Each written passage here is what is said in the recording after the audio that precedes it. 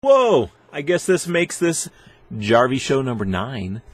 It is a part 2 on a show that answers a lot of people's questions in one show. I guess 2 shows.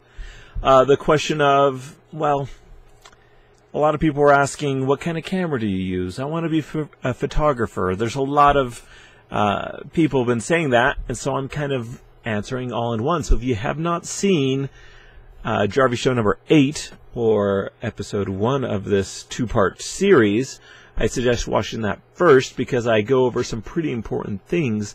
And right now, I'm going to continue on with the tips. That's what we'll be doing in this show, but we will continue to talk a little bit about what's going on coming up as well. Okay? And I guess what's going on, what's coming up, is that I will be driving to Boston soon, and maybe even on my way, depending on when this goes up, and I am going to be stopping on a few spots, not as many as I did on the way out the first time. A year ago, almost to the day, I started this crazy year-long adventure to photograph religious buildings in all 50 states and to make a book.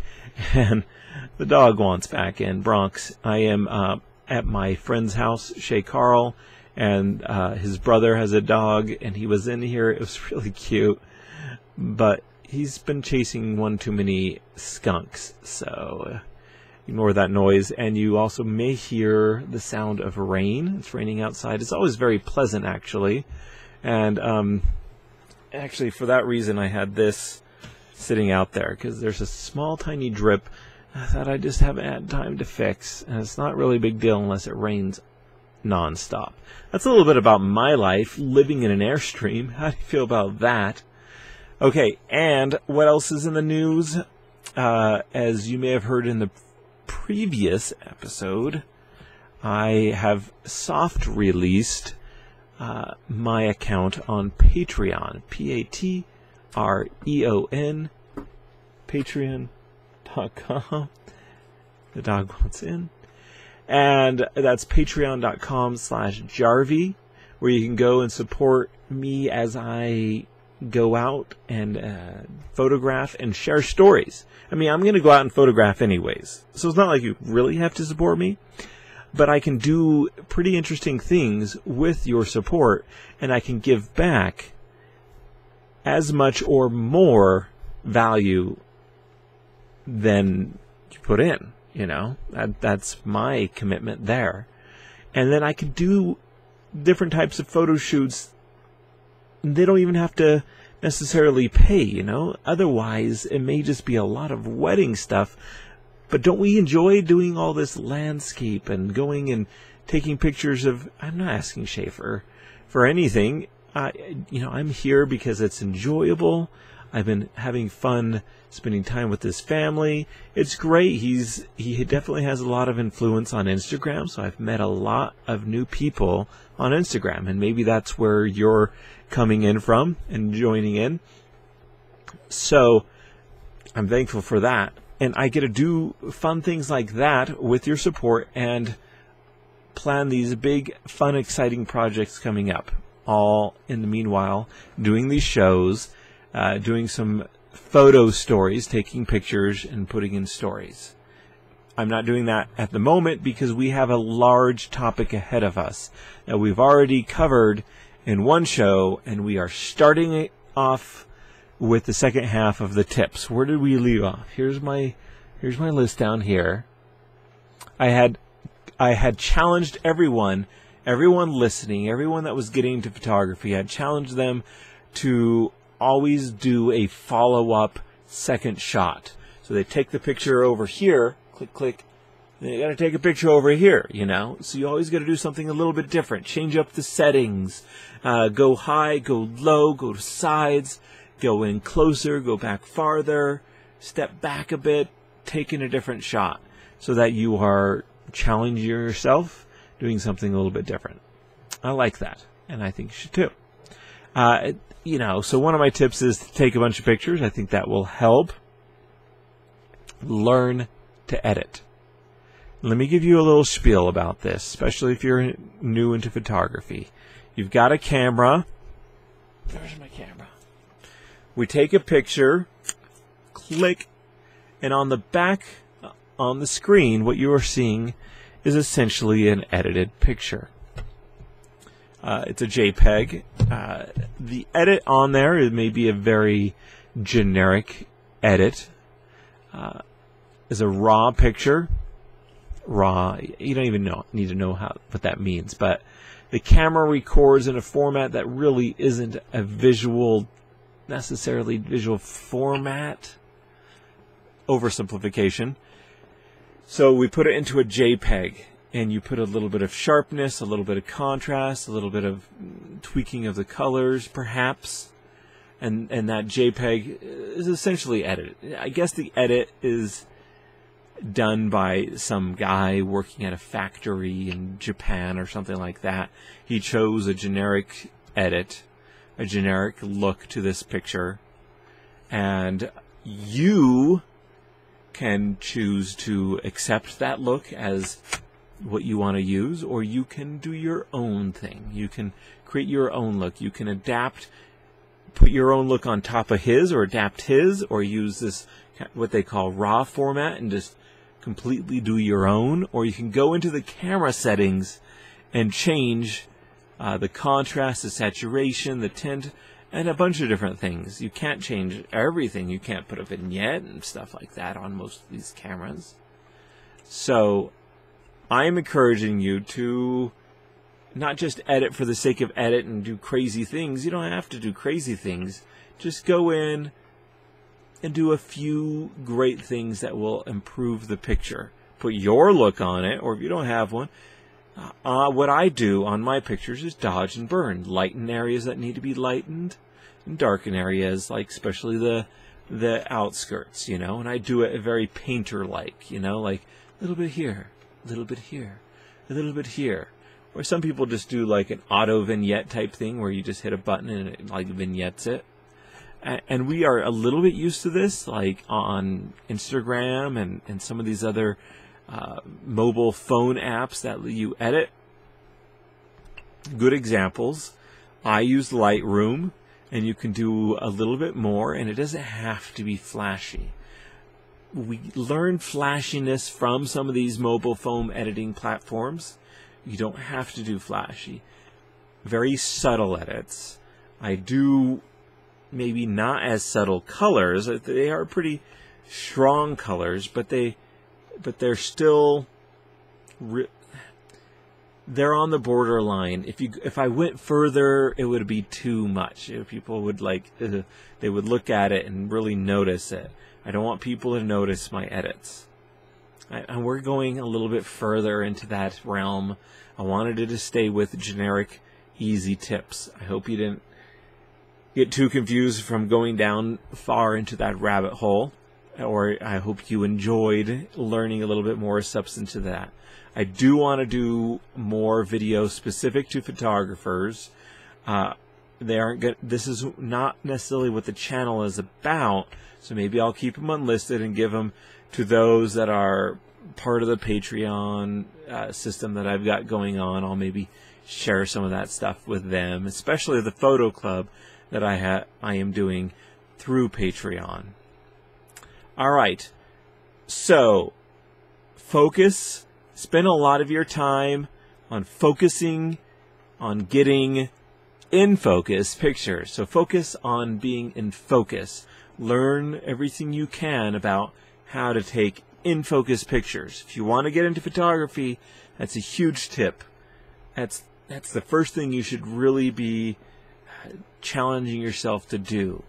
And I could go off about a lot of different ways to get in focus. I think I've probably done a couple of videos like that. If you guys have found, seen or remember any of my videos where I talk about the ways to take in focus pictures and what, you know, you've got shutter speed, you've got how you hold the camera, you have how you trust the camera and what the camera is doing to get focus, and different ways the camera can be helped in that method to better get the focus. But learn those things. Taking focus pictures is one of the best things you could do for your photography. And then avoid distractions. I have this whole big spiel, I guess we could say, discourse about attractions and distractions. That's all we'll get into for now. But I want you to avoid distractions. So if there's something in the background that looks like it may compete for attention to the thing that's important to you, avoid it. Move to the side so it's no longer in the background. Or get it out of the picture. Something to that effect. Avoid distractions. And then these are the tips that you may not expect me to say, but being good at photography or being... well, it would change your photography. It would also be huge if you wanted to be a photographer, especially a people photographer. And that tip is be pleasant to be around. Be a fun person. Work on your people skills, because that will improve your photography. And then photography, get into social media, because you have the interaction, you have the business aspect of it, and you get feedback, and that will help you a lot. And then if you want to get into photography, learn business. So to be successful, if you want to take that next step, let me just kind of give you this little aspect, and I may take another video and just go expand upon this, but taking really good pictures is a requisite. It is how you pass, it is how you get into the class, okay? Choosing a unique project or doing something that makes an impact is how you make your name, is how you really get a good grade. That's how you do well in the class. Taking good pictures is how you get into it, So, let me put it another way. Don't just assume because you can take good pictures that people will flock to you. You have to have something else. Taking good pictures just gets you into the game, okay? So you take these tips, spend some time, take tons of pictures, learn photography, and you have to be passionate to keep you going in all this. And once you get really good at pictures, good.